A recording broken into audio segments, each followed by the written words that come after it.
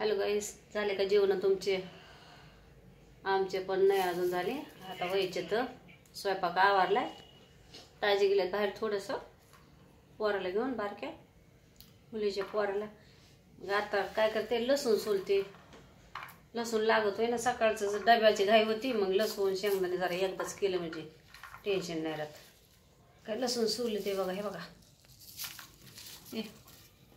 असं सोलून ठेवलं म्हणजे काय होतंय, एकत्र म्हणजे मग डबा भरून ठेवते मी. 2-3 दिवसाचं सोलून ठेवलं म्हणजे सकाळची गडबड होत नाही. 4 कुड्या कुठं बसावं हे करीत. त्याच्यामुळं मग आता सोलून ठेवला की मग जातो 2-4 दिवस. चला मग तुमचं झाले असते जेवण, आता आम्हाला करायचे आहेत. जेव्हा तुम्ही पण आम्ही पण जेवणारच आता.